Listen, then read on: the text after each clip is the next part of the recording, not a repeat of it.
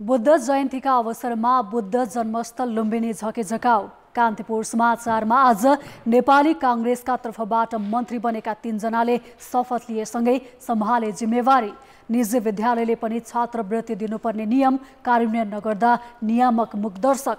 दलित समुदायको हक हित संरक्षण गर्न गठित दलित आयोगले बजेट अभाव हुँदा काम नै गर्न सकेन। यो सँगै हामीसँग हुनेछन् जलवायु परिवर्तनले मानव स्वास्थ्यमा पार्न थालेको जोखिम र यस वर्षको मनसुनबारे जल तथा मौसम विभागले गरेको पूर्वानुमान।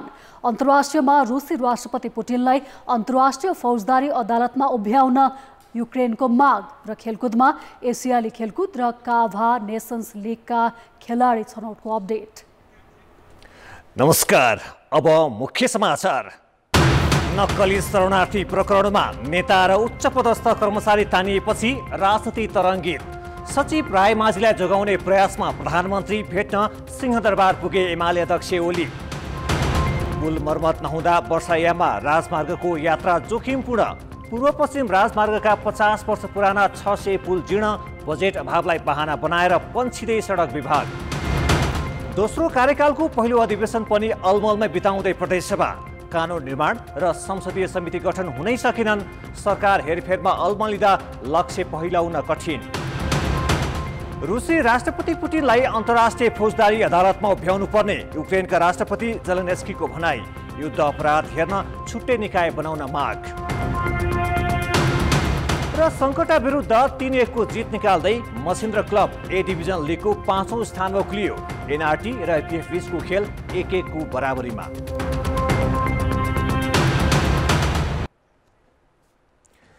नक्कली भुटानी शरणार्थी प्रकरणमा पूर्व मन्त्री समेत रहेका नेता तथा उच्च पदस्थ कर्मचारी समेत अनुसन्धानमा तानिएपछि राजनीति नै तरङ्गित भएको छ।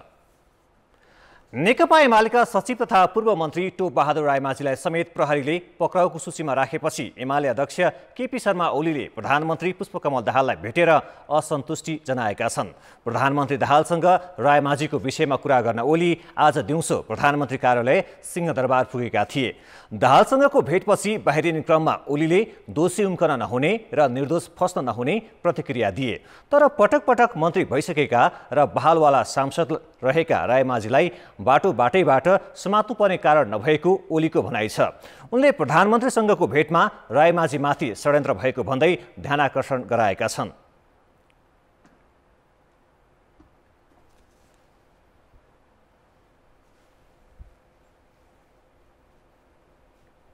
पटक मन्त्री भइसकेको, प्रधानमन्त्री भइसकेको पार्टीको नेता षड्यन्त्रपूर्ण ढङ्गले बाटोमा हिँड्दै समाउनु पर्ने त्यस्तो खालको चाहिँ नै रहस्यपूर्ण छ।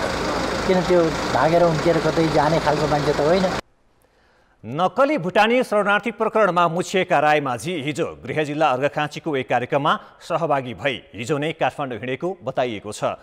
तर उनी अहिले कहाँ छन् भन्ने पत्ता लागेको छैन। यही प्रकरणमा रायमाझीका छोरा सन्दीपलाई भने प्रहरीले बुटोलबाट पक्राउ गरेर काठमाडौँ ल्याई 3 दिन हिरासतमा राखेर अनुसन्धान गर्न अदालतबाट अनुमति लिइसकेको छ।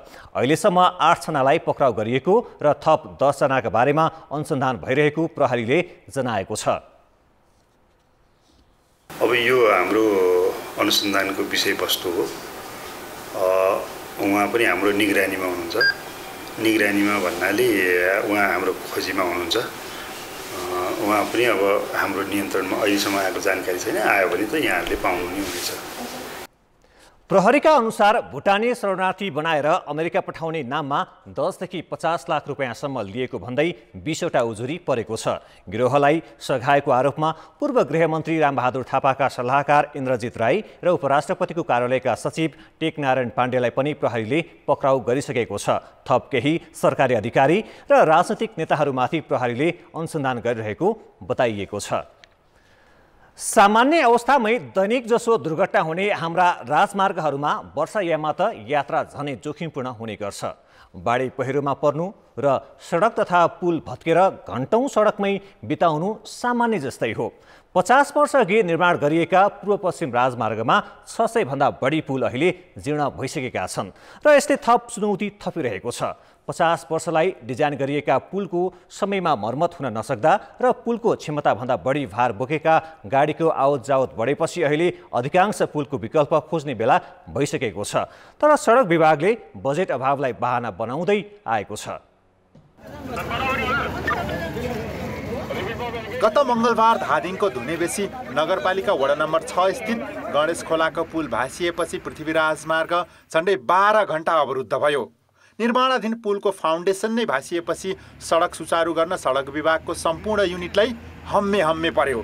वर्षाको समयमा हुने यस्ता अवरोधले मुख्य राजमार्गबाट यात्रा गर्ने 10 लाख बढी यात्रु असुरक्षित महसुस गर्ने गरेका छन्। नेपालको तपाईको सबैभन्दा ठुलो राजधानीलाई जोड्ने एकमात्र चाहिँ तपाईको ठुलो हाइवेको रूपमा चाहिँ लिएको जुन हाइवेमा चाहिँ पुल बनाउँदाखेरि वैकल्पिक मार्ग चाहिँ व्यवस्थापन नगरिकन अथवा डाइभर्सन चाहिँ व्यवस्थापन नगरिकन गर्दाखेरि चाहिँ लाखौँ मान्छेहरूले चाहिँ यसरी दुःख पाइरहेका छन्।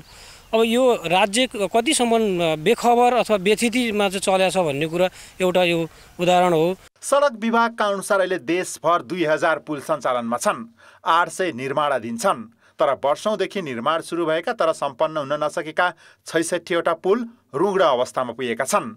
50 वर्ष अघि बनाइएका पुल फेर्नुपर्ने वा गाडीको चाप अनुसार पुनर्मूल्याङ्कन गर्नुपर्ने भए पनि यी दुवै काम हुन नसकेकाले प्राविधिकले सरकारको ध्यानाकर्षण पनि गराएका छन्। त्यस्तो पुलहरूले अबको दिनमा जुन किसिमले चाहिने गाडीको भोल्युम चाप बढेको छ, गाडीले बोक्न सक्ने लोडिङ क्यापासिटी बढेको छ, त्यस्तै त्यहाँ चाहिँ बस्ती विकास भएर आएको छ पुलको वरपर। यो सबै कारणलाई हेरेर चाहिने त्यो पुलले त्यति थेक्न सक्छ कि सक्दैन भन्ने स्टडी गर्न चाहिँ जरुरी भयो। यता सडक विभागले भने पुल र सडकको संख्या बढ्दै गए पनि सडकको पटके मर्मत र पुलका लागि छुट्याइने बजेटको आकार अपेक्षाकृत बन्न नसकेको बताउँदै आएको छ। बजेट अभाव र कानुनी उल्झनका कारण निर्माणाधीन पुल कहिले बन्छन् भन्ने समेत टुङ्गो छैन। यता सरकारी अधिकारीहरूले वर्षायाममा आइपर्न सक्ने सानातिना अवरोध हटाउन र राजमार्ग सुचारू गर्ने विषयमा पर्याप्त काम गरेको दावी गरेका छन्। टोटलमा 242वटा चाहिँ इक्विपमेन्टहरू 118 चाहिँ साइडमा मोबिलाइज गर्ने र 124वटा चाहिँ स्ट्यान्ड बाई राख्ने हिसाबमा तयारी गरिसकेका छौँ हैन। समयमा नै साइडमा जान्छन्। तपाईँको घटना घटेको म्याक्सिमम 45 मिनटभित्र साइडमा रिसोर्स पुग्छ। त्यसपछि त्यो इभेन्ट त्यो भनौँ न मास अफ प्रब्लम भनौँ न त्यसको चाहिँ कति समय लाग्छ त्यस सक्दो चाँडो चाहिँ क्लियर गर्ने गरेर तयारी गरेका छौँ। विकास निर्माणका अन्य आयोजनामा जस्तै हेल्थ चेकराई सडक र पुल पूर्वाधारतर्फ पनि हुने गरेको देखिएको छ। दैनिक यात्रा गर्ने लाखौँ यात्रुको सुरक्षाको विषयमा सरकार गम्भीर देखिँदैन। कान्तिपुर समाचारका लागि जिल्ला संवाददाताहरूको सहयोगमा क्यामेरामा विकास जोशीका साथ भरत रावल र सुमन पन्थ, काठमाडौँ। पछिल्ला केही दिन यता देशका धेरै स्थानमा लगातार वर्षा भइरहेको छ। तर जल तथा मौसम विज्ञान विभागले यस वर्ष सरदरभन्दा कम वर्षा हुने प्रक्षेपण गरेको छ। विभागले यो वर्षको वर्षातका 4 महिनामा सरदरभन्दा कम वर्षा हुने सम्भावना रहेको जनाएको हो। तर मनसुनको समयमा बाढी पहिरोको जोखिम भने उस्तै हुने भएकाले सावधानी अपनाउन विभागले सुझाव दिएको छ। जल तथा मौसम विज्ञान विभागले आगामी जेठ 18 देखि असोज 13 सम्मको 4 महिनाको मनसुनको अवधिमा सरदरभन्दा कम वर्षा हुने आकलन गरेको छ। कर्णाली र गण्डकी प्रदेशका धेरैजसो भूभाग, सुदूरपश्चिमको उत्तरी क्षेत्र, लुम्बिनीका पश्चिमी तथा मध्य क्षेत्र र कोशी प्रदेशका दक्षिणी क्षेत्रमा सरदरभन्दा कम वर्षा हुने सम्भावना रहेको विभागको अनुमान छ। बागमतीका दक्षिणी पूर्वी र मध्य प्रदेशमा भने सरदर वर्षा हुने प्रक्षेपण विभागको छ। यो आकलन अनुसार वर्षा देशका अधिकांश स्थानहरूमा सरदरभन्दा कम हुने सम्भावना रहेको छ। यो सम्भावना चाहिँ स्थानभित्र फरक छ।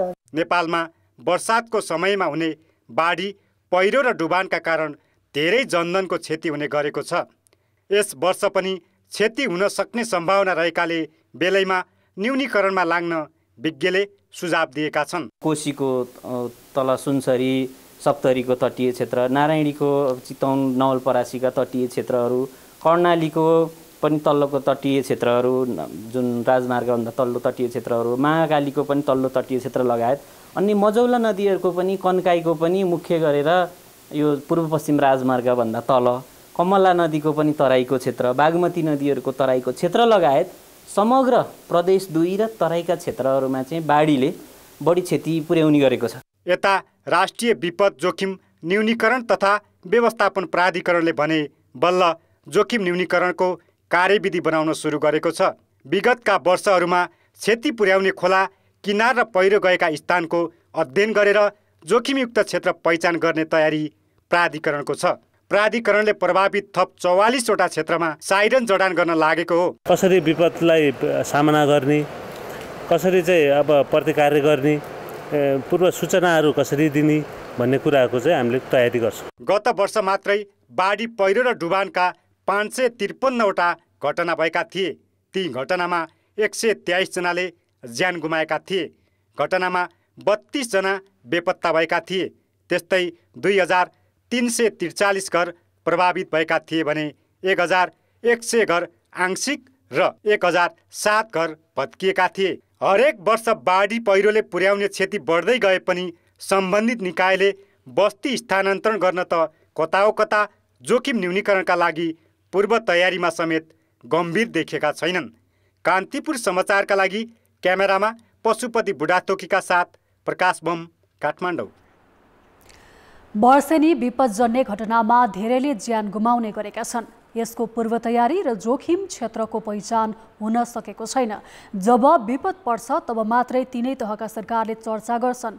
विपद तयारी गर्ने भनेर कोषमा लाखौं रकम जम्मा पनि हुन्छ।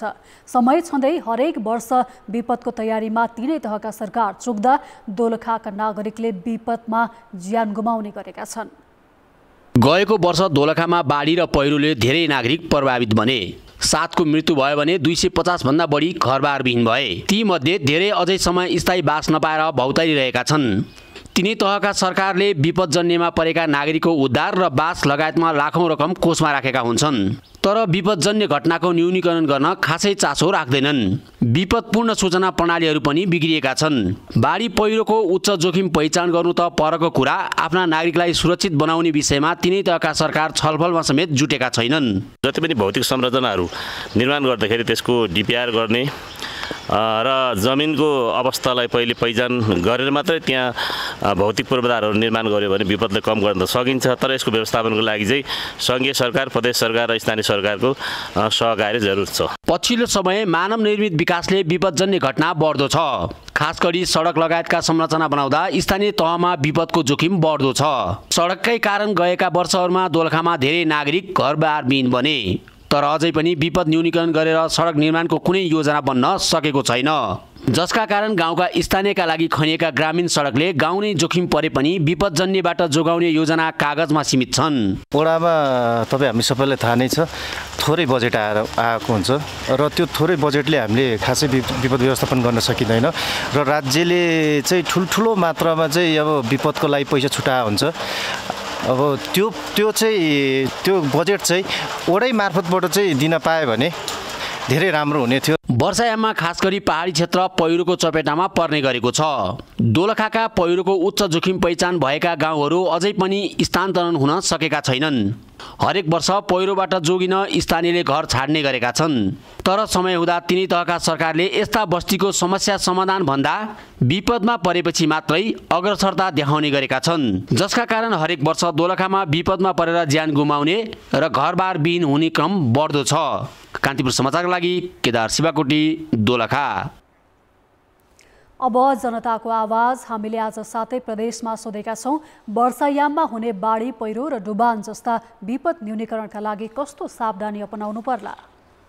जनताको आवाज। खोलामा बाँधको तटबन्धनको लागि आगामी व्यवस्था गर्नु पर्यो। विकास निर्माणको काम गर्दाखेरि पनि अलि ध्यान दिनुपर्ने देखिन्छ। त्यहाँ डुबान आउँछ यो महिनामा, उहाँहरूलाई अगाडि नै सावधानी अपनाउनु पर्यो। सरकारको र स्थानीय तहको चाहिँ ध्यान आकर्षण गर्नुपर्छ।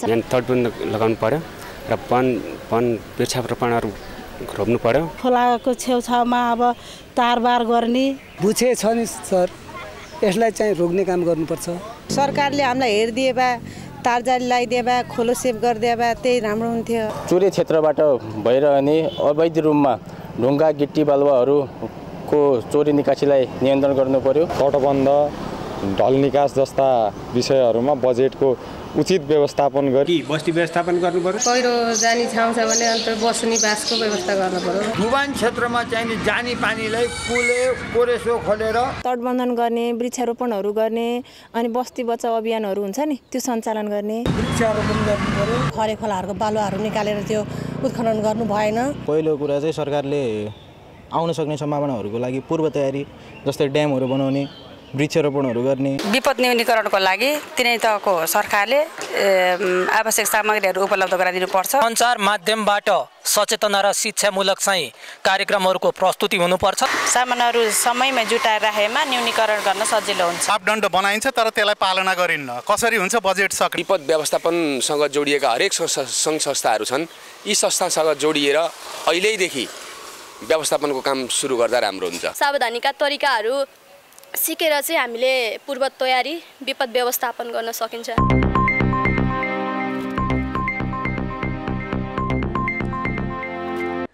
2567औं बुद्ध जयन्ती मनाउन बुद्ध जन्मस्थल लुम्बिनी सिँगारेर मनमोहक बनाइएको छ।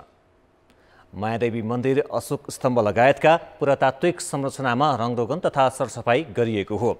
आसपासको बाटो सफा गरेर मन्दिर तथा उद्यान क्षेत्रमा झिलिमिली बत्ती राखिएको छ। ठाउँ ठाउँमा बुद्ध वचन, वाणी र पञ्चशीलका नयाँ तुल ब्यानर टाँगिएका छन्। बुद्ध जयन्ती समारोहलाई प्रमुख अतिथिका रूपमा प्रधानमन्त्री पुष्पकमल दाहालले भोलि लुम्बिनीमा सम्बोधन गर्दैछन्।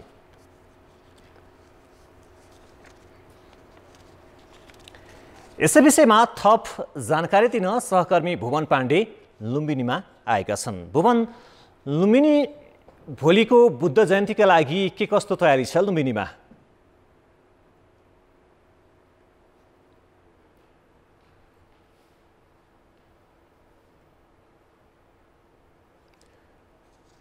भोलि बुद्ध जयन्ती रहेको छ। 2567औं बुद्ध जयन्ती रहेको छ। यसको तयारी हुँदैछ लुम्बिनीमा। यसबारे जानकारी दिन सहकर्मी भुवन, भोलिको बुद्ध जयन्तीको लागि के कस्तो तयारी हुँदैछ?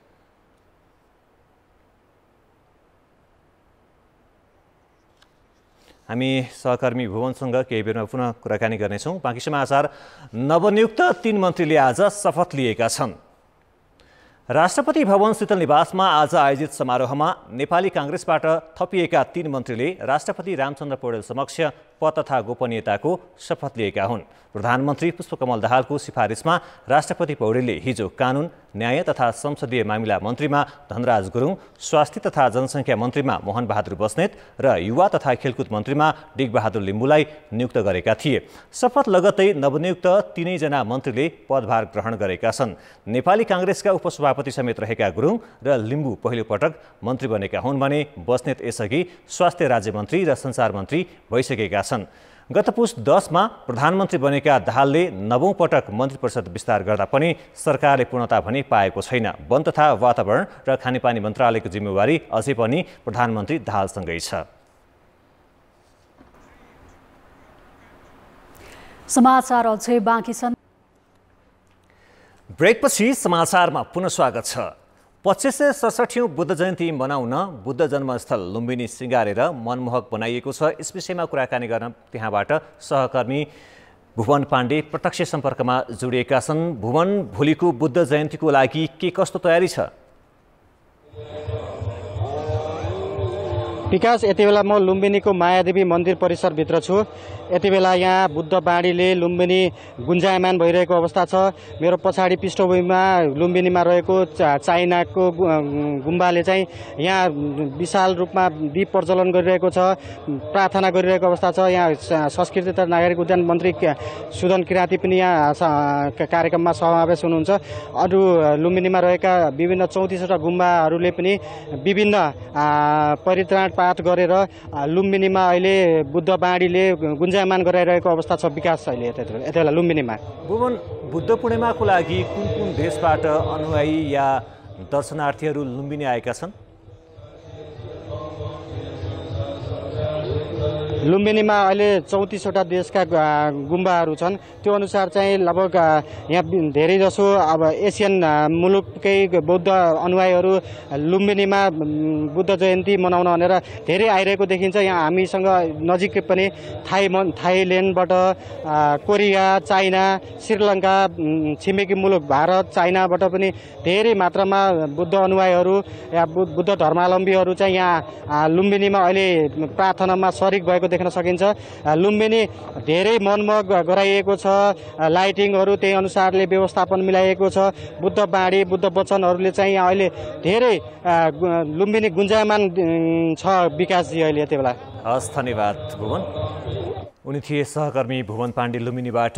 2567औं बुद्ध जयन्ती मनाउन बुद्ध जन्मस्थल लुम्बिनी सिँगारेर मनमोहन बनाइएको छ, यसबारेमा कुराकानी गर्दै। अब बाँकी समाचार। पार्टीका तर्फबाट मन्त्री चयनमा एकलौटी गरेको भन्दै नेपाली काङ्ग्रेसको पदाधिकारी बैठकमा सभापति शेरबहादुर देउवाको आलोचना भएको छ। सभापति देउवाको निवास धुम्बाराहीमा आज बसेको बैठकमा महामन्त्रीद्वय गगन थापा र विश्वप्रकाश शर्मा तथा सहमन्त्रीद्वय बद्री पाण्डे र जीवन परियारले मन्त्री चयनप्रति असन्तुष्टि जनाएका हुन्। पदाधिकारीलाई समेत जानकारी नगराई मन्त्री सिफारिस गरिएको भन्दै आलोचना गरेका हुन्। हिजोको क्याबिनेट विस्तार अब यहाँ पदाधिकारी बैठकमै पनि जानकारी भएन, जानकारी भएको थिएन भन्ने कुरा पनि उठ्यो। तर सभापतिले यो विषयमा अलि हतारमा हामीले निर्णय गर्नु पर्यो। म सबै कुराको जानकारी पदाधिकारीलाई, महामन्त्रीहरूलाई म गराउँछु भन्ने कुरा पनि। सभापति देउवाको सिफारिसमा धनराज गुरुङ, मोहनबहादुर बस्नेत र डिक बहादुर लिम्बू मन्त्री बनेका छन्। संस्थापन इतर पक्षले 3 मन्त्रालय माग गरे पनि सभापति देउवाले 2 जनालाई मात्रै सिफारिस गरेपछि काङ्ग्रेसमा विवाद बढेको छ। गण्डकी प्रदेशका मुख्यमन्त्री सुरेन्द्रराज पाण्डेले आज प्रदेशसभाबाट विश्वासको मत लिएका छन्। गत वैशाख 14 गते मुख्यमन्त्री बनेका पाण्डेले प्रदेशसभाबाट विश्वासको मत लिएका हुन्। प्रदेशसभामा भएको मत विभाजनमा उनको पक्षमा 35 र विपक्षमा 22 मत परेको छ। 60 सदस्यीय गण्डकी प्रदेशसभामा काङ्ग्रेसका 27, माओवादीका 7 र एकीकृत समाजवादीका 1 प्रदेशसभा सदस्यले मुख्यमन्त्री पाण्डेको पक्षमा मत दिएका छन्।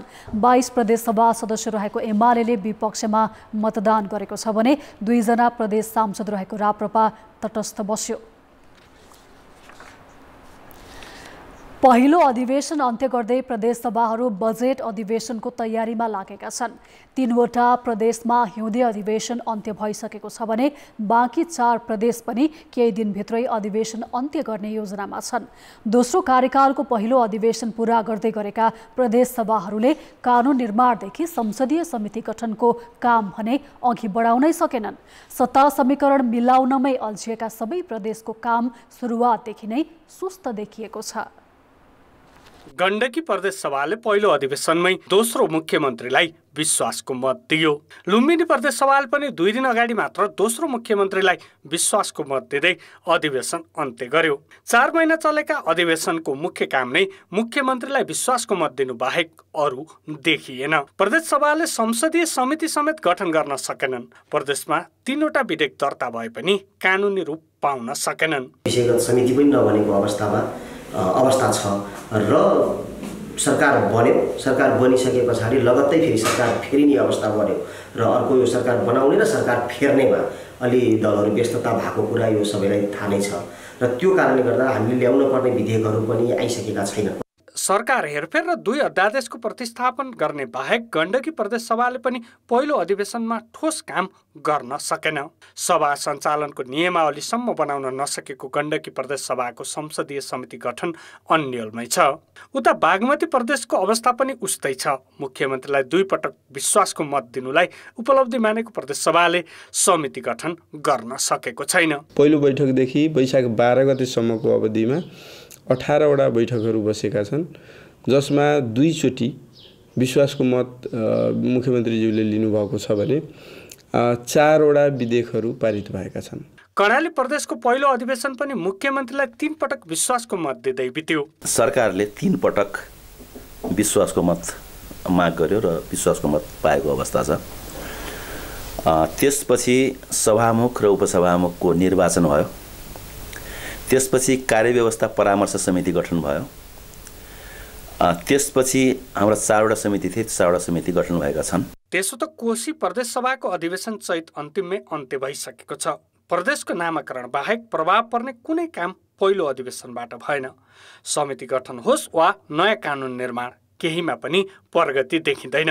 त्यसैगरी सुदूरपश्चिम प्रदेशमा 2 जना मुख्यमन्त्री फेरिए। प्रदेश सभाले अहिलेसम्म कुनै विधेयक पारित गरेको छैन। सरकारले पूर्णता पाएको छैन। अधिकांश प्रदेशका पहिलो अधिवेशनले सामान्य काम पनि सुरुवात गर्न नसक्नुले आगामी दिनमा पनि काम गर्छन् भनेर विश्वास गर्न सकिने आधार नदेखिएको संघीयताका जानकार बताउँछन्। यो आर्थिक वर्षको अन्त्य अवस्थामा आइसकेका छौँ, तर सरकारले अधिवेशन प्रदेश अधिवेशनहरू अथवा प्रदेश सभाहरू बसेर यसको छिनोफानो गर्ने नीति निर्माण तहमा गएर अब बजेटको बाँडफाँड गर्नेदेखि लिएर योजनाको तय गर्नेदेखि लिएर योजना कार्यान्वयन गर्ने त्यसको अनुगमन गर्ने यावत कुराहरू थातिरहेर गयो। यसमा सबभन्दा दलहरूको प्राथमिकता केमा रह्यो भन्दा सरकार गठनमै समय व्यतीत भयो। सबै प्रदेश सभाहरू पहिलो अधिवेशनको अन्तिम समयमा छन्, तर पनि नागरिकमा सकारात्मक प्रभाव पार्ने एउटा पनि रचनात्मक काम गर्न नसक्नुले प्रदेश सभाको प्रभावकारितामाथि प्रश्न उठेको छ। कान्तिपुर समाचारका लागि जिल्ला सहकर्मीहरू र क्यामेरामा श्याम श्रेष्ठका साथ दीपक आचार्य, काठमाडौँ। अब जनमतको अन्तिम परिणाम। जनमतमा हिजो हाम्रो प्रश्न थियो, कक्षा 12 को परीक्षा प्रणाली खुकुलो बनाउने तयारीलाई के भन्ने? ए समयानुकूल कदम, बी विदेशिनबाट रोक्न र सी विद्यार्थीलाई राहत। जनमतको अन्तिम परिणाम यस्तो छ, ए समयानुकूल कदममा 45%, बी विदेशिनबाट रोक्नमा 31% र सी विद्यार्थीलाई राहतमा 24%। अब आजको प्रश्न। जनमत। हाम्रो प्रश्न छ, प्रदेश सभाहरू किन प्रभावकारी हुन नसकेका होलान्? ए सत्ता फेरबदलको असर, बी सरकारले कामै नदिएर र सी सङ्कै देखासेखी।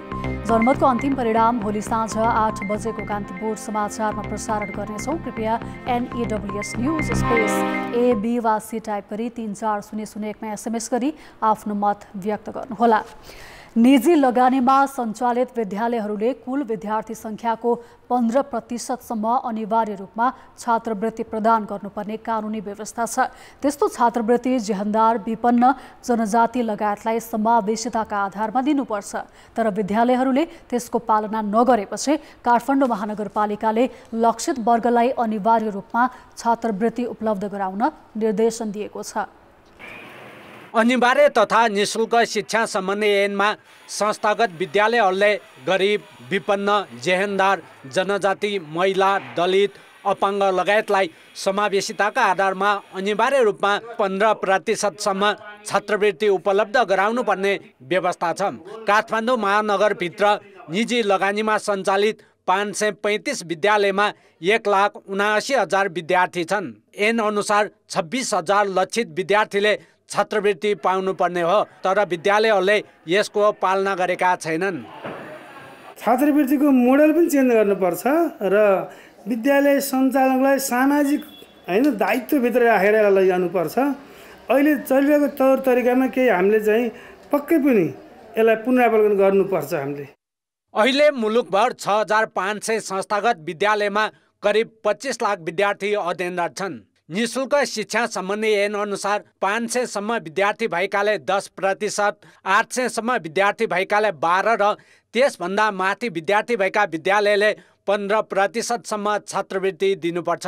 स्थानीय तह मार्फत निवेदन माग गरी लक्षित समुदायका विद्यार्थीलाई छात्रवृत्ति प्रदान गर्ने व्यवस्था भए पनि अधिकांश विद्यालयले कार्यान्वयन गरेका छैनन्।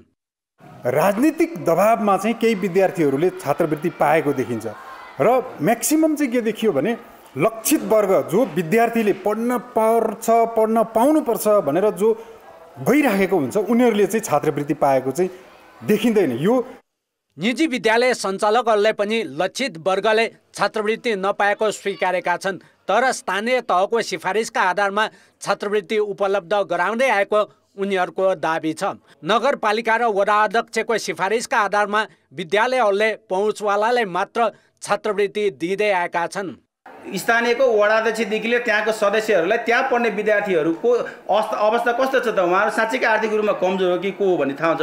तथापि कतिले यसको पनि नियमको फाइदा उठाएको छ, आफन्त भनेर कतिले चाहिँ तपाईँको चिठी पठाएको अवस्था छ। हाम्रो अहिलेको राजनीतिक परिपाटीको कुराहरू पनि छन् होइन। अब तपाईँको अलिकति आफ्नो नजिकका मान्छेहरूलाई होइन चाहिँ छात्रवृत्ति दिलाउने पनि एउटा ट्रेन्ड छ र त्यस्तै गरी तपाईँको अर्को भनेको चाहिँ जुन हिसाबले अलिकति हाइली पेमेन्ट हुने होइन फी चाहिँ एकदम हाई हुने विद्यालयहरूमा त्यो खालको विद्यार्थी नै हुँदैन। विद्यालय सञ्चालन, रेखदेख र नियमनको अधिकार पाएका स्थानीय तहले छात्रवृत्तिका लागि पहल गरेको जनाएका छन्। विपन्न समुदायले कानुन सम्मत रूपमा निःशुल्क पढ्न पाउने अधिकारको सुनिश्चितताका लागि स्थानीय तहका प्रतिनिधि सहित सङ्घीय सरकारले पनि पहल गर्नुपर्ने देखिन्छ। कान्तिपुर समाचारका लागि क्यामेरामा पशुपति बुढाथोकीका साथ नारायण किलम्बु, काठमाडौँ। बेमौसमी वर्षातका कारण हिमपात भएपछि सगरमाथा, लोत्से र नोप्से हिमाल आरोहण गर्न गएका 700 भन्दा बढी आरोही बेस क्याम्पमै रोकिएका छन्। सगरमाथा आरोहणको लागि हालसम्मकै सबैभन्दा बढीले अनुमति लिए पनि लगातार वर्षात भएपछि आरोही आधार शिविरमै रोकिएका हुन्। क्याम्प 2 सम्म जान सकिने अवस्था भए पनि त्योभन्दा माथि जान नसकिएको नेपाल पर्यटन विभागका निर्देशक युवराज खतिवडाले बताए। आरोहणको मध्य सिजन हुँदा समेत पनि क्याम्प 4 भन्दा माथि डोरी समेत टाग्न सकिएको छैन। द्वन्द्वग्रस्त सुडानबाट उद्धार गरिएका थप 5 जना आज नेपाल आइपुग्ने भएका छन्। सुडानमा 2 समूहबीच युद्ध चर्किएपछि त्यहाँ रहेका नेपालीलाई इजिप्टको राजधानी कायरोमा रहेको नेपाली राजदूतावासले जेद्दा पुर्याएको थियो। दूतावासमा सम्पर्क गरेका 31 मध्ये 19 जनालाई सुडानको पोर्टबाट साउदी सरकारको सहयोगमा अप्रिल 30 मा जेद्दा पुर्याइएको थियो। तीमध्ये 6 जना सोही कम्पनीको दुबई स्थित कार्यालयमा रहेका छन् भने 8 जना हिजो नेपाल आइपुगेका थिए। बाँकी 5 जना आज राति 10 बजे जजिरा एयरको विमानबाट नेपाल पुग्ने साउदीको जेद्दा स्थित नेपाली राजदूतावासको कन्सुलर कार्यालयले जनाएको छ। बाँकी 11 जना मध्ये 6 जनालाई पोर्ट सुडान ल्याउने प्रयास भइरहेको छ। अन्य 6 जनालाई रोजगारदाता कम्पनीले नै सुरक्षित स्थानमा राखेको परराष्ट्र मन्त्रालयले जनाएको छ। आर्थिक र अन्तर्राष्ट्रिय समाचार अझै बाँकी छन्। अर्थ र विकास। नेपालको अर्थतन्त्रमा कृषिको योगदान घट्दै जाँदा सामान्यतः रोजगारी बढाउनु पर्ने उद्योग क्षेत्रको योगदान उल्टो ऋणात्मक देखिएको छ। उद्योगलाई संरक्षण गर्ने नीतिको अभावका कारण औद्योगिक उत्पादन झन ओह्रालो लागिरहेको छ। यसले बेरोजगारी झनै बढाउने विज्ञको भनाइ छ। 12 वर्ष अघि कुल गार्हस्थ उत्पादनमा कृषि क्षेत्रको योगदान 33.45% थियो। चालु आर्थिक वर्षसम्म आइपुग्दा त्यो घटेर 24.12% सीमित भइसकेको छ। 5.86% रहेको उद्योगको योगदान अहिले झनै घटेर 5.32% भएको छ। बरु 50% हाराहारीमा रहेको सेवा क्षेत्रको योगदान 62% पुगेको छ। औद्योगिक विकास बिना भएको सेवा क्षेत्रको आयातमुखी एकरो बढोत्तरीले मुलुकले लाभ पाउन सकेको छैन। सर्भिस सेक्टरमा निरन्तर वृद्धि भएको छ। अन्य देशहरूसँग तुलना गर्ने हो भने कस्तो देखिन्छ भने पहिला प्राइमरीमा ग्रोथ हुने, त्यसपछि सेकेन्डरीमा ग्रोथ हुने, त्यसपछि टर्सियरीमा ग्रोथ हुने यो खालको प्याटर्न छ भनेदेखि हामी कहाँ चाहिँ एकैचोटि प्राइमरीबाट टर्सियरीमा ग्रोथ भयो। बिचको त्यो औद्योगिक विकास भन्नेले नेपालमा मूर्त रूप लिनै सकेन। सरकारको बजेट होस् या राष्ट्र बैंकको मौद्रिक नीति कुनैले पनि उद्योगलाई संरक्षण र प्रोत्साहन गर्न सकेका छैनन्। बरु व्यापारीकै प्रभावमा व्यापार संरक्षण गर्ने नीति बन्दै आइरहेको छ। उद्योग क्षेत्रमा कर्जा प्रवाह बढाउनका लागि मौद्रिक नीति बने पनि उद्योगका लागि लिएको रकम घरजग्गा, सेयर तथा व्यापारमा केन्द्रित हुँदा राष्ट्र बैंकले नियमन गर्न सकेको छैन। एग्रिकल्चर सुक्दै पनि गएको छ र धेरै चाहिँ जग्गा जमिनहरू खाली पनि हुँदै गएको छ हैन, एबान्डेन्ट रूपमा पनि गएको छ। यसले अहिले मात्र होइन भविष्यसम्म केही हामीले चाहिँ एउटा नीतिगत निर्णयहरू चाहिँ गएनौँ यसलाई चाहिँ सपोर्ट गर्न भने यो त झन् खाली हुँदै जान्छ हैन। त्यसैले एग्रिकल्चर सेक्टर चाहिँ ऱ्यापिडली कम हुन्छ र हाम्रो इम्पोर्ट बेस्ड कन्ट्री जुन भन्थ्यौँ त्यो झन् चर्किँदै जान्छ। हामी जान म्यानुफ्याक्चर सेक्टरलाई चाहिँ बिगाऱ्यौँ हैन। अहिले के त भन्दाखेरि हाम्रो पोलिसी नै के भयो त भन्दा ट्रेड ओरिएन्टेड पोलिसी भयो, म्यानुफ्याक्चर ओरिएन्टेड पोलिसी चाहिँ भएन। मुलुकमा रोजगारी सिर्जना नहुँदा दैनिक 2000 युवा विदेश पलायन भइरहेका छन्। यसबाहेक भारतमा रोजगारीका लागि वर्षनी कति जान्छन् भन्ने आँकडा राज्यसँग छैन। दुईटै छिमेकी मुलुकहरूमा पनि औद्योगिक क्षेत्रमा विकास भएको छ बढी हैन। अझै चाहिँ हुन त पछिल्लो समय चाहिँ इन्डियामा पनि सर्भिस सेक्टर बढ्दै गइरहेछ, नभएको होइन। सर्भिस सेक्टर जति बढ्दै जान्छ त्यति के हुन्छ, जबलेस ग्रोथ हुन्छ के हैन, जबलेस ग्रोथ हुन्छ। त्यसो भएको हुनाले हामीले के गर्छौँ त भन्दा सर्भिस सेक्टर चाहिँ मात्रै होइन, हामीले चाहिँ इन्डस्ट्रीलाई चाहिँ विकास गर्ने, हामीले पनि इन्डस्ट्रियल सेक्टरको विकास नगर्दासम्म रोजगारी सिर्जना हुन्न। वैदेशिक रोजगारीबाट आएको रेमिटेन्सले आन्तरिक अर्थतन्त्र चलायमान त गराएको छ नै, विदेशी मुद्रा आर्जनको अन्य विकल्प नखोज्दा पनि सञ्चित सुविधाजनक स्थितिमा छ। तर पलायन हुँदै गएको युवा शक्तिलाई मुलुकमै लगाएर औद्योगिक उत्पादन नबढाउँदासम्म अर्थतन्त्रको विस्तार भरपर्दो र दीर्घकालीन हुने छैन। कान्तिपुर समाचारका लागि क्यामेरामा विकास जोशीका साथमा सुदिल पोखरेल, काठमाडौँ। अब अन्तर्राष्ट्रिय समाचार। युक्रेनका राष्ट्रपति भोलोदिमिर जेलेन्स्कीले रुसी राष्ट्रपति भ्लादिमिर पुटिनलाई अन्तर्राष्ट्रिय फौजदारी अदालत आइसिसीमा उभ्याउनु पर्ने बताएका छन्। नेदरल्यान्ड्सको राजधानी हेगमा बोल्दै जेलेन्स्कीले युद्ध अपराध सम्बन्धी छुट्टै न्यायिक निकाय गठन गरी रुसी राष्ट्रपति पुटिनलाई आइसिसीको कठघरामा ल्याउनु पर्ने बताएका हुन्। जेलेन्स्कीले आजै नेदरल्यान्डका प्रधानमन्त्री मार्क रुटसँग भेटवार्ता गर्ने कार्यक्रम छ। आइसिसीले यसअघि नै रुसी राष्ट्रपति पुटिन विरुद्ध युक्रेनी बालबालिका ओसार पसार मुद्दामा पक्राउ पुर्जी जारी गरिसकेको छ। तर रुस आइसिसीको सदस्य राष्ट्र नभएकाले पुटिनलाई पक्राउ गर्नु उसको क्षेत्राधिकार भन्दा बाहिर भएको जनाइएको छ। समाचार अझै बाँकी छन्। खेलकुद समाचार। कान्तिपुर खेलकुद समाचारमा स्वागत छ। साबिक विजेता मचिन्द्र फुटबल क्लबले शहीद स्मारक ए डिभिजन लिगमा सङ्कटा क्लबलाई 3-1 गोलले पराजित गरेको छ। जितसँगै मचिन्द्र तालिकाको शीर्ष 5 मा उक्लियो।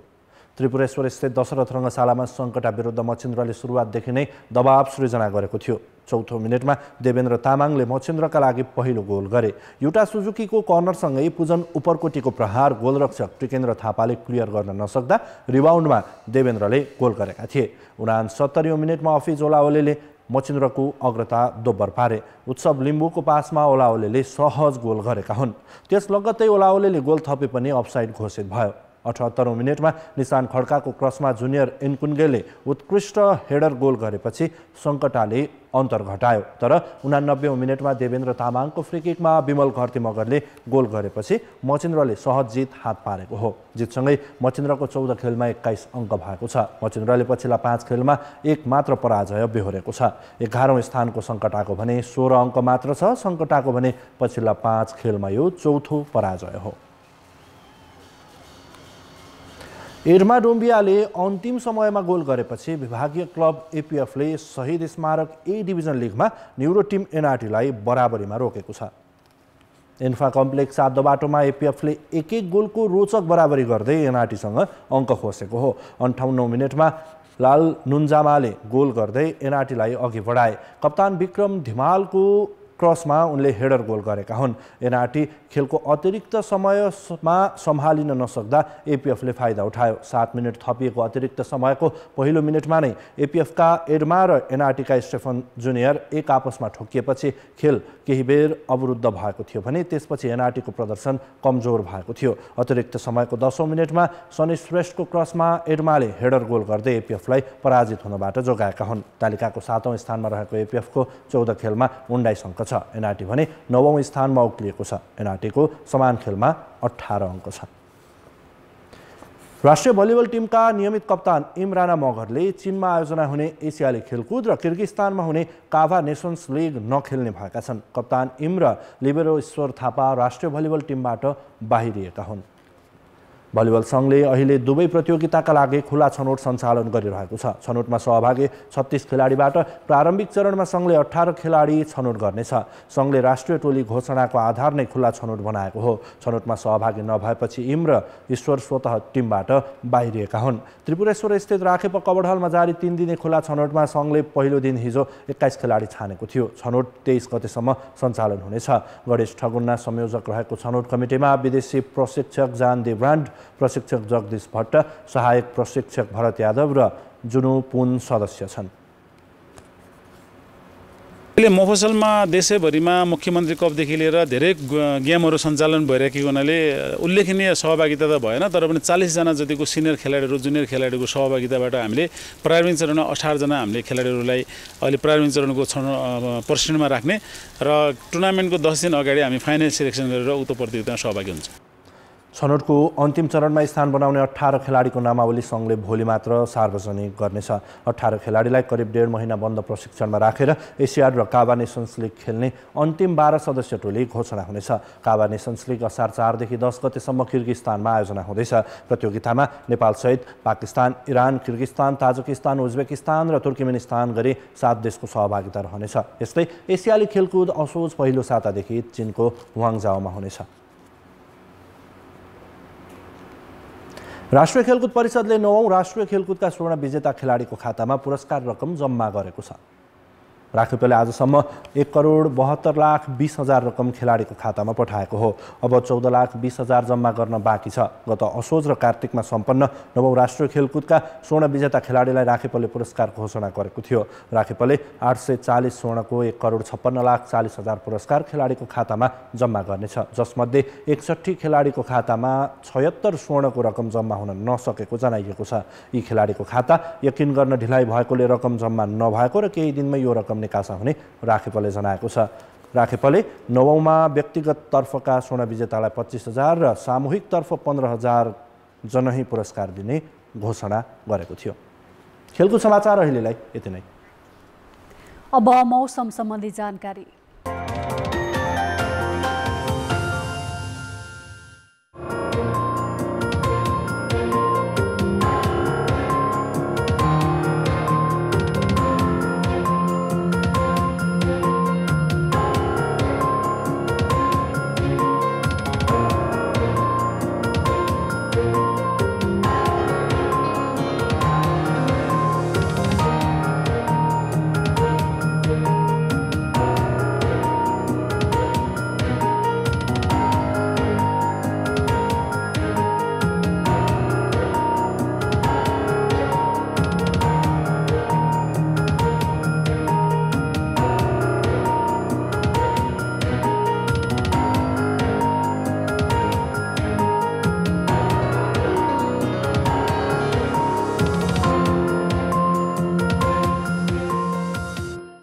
कान्तिपुर समाचार अहिलेलाई सकियो। कान्तिपुर टेलिभिजन हेर्दै गर्नुहोला।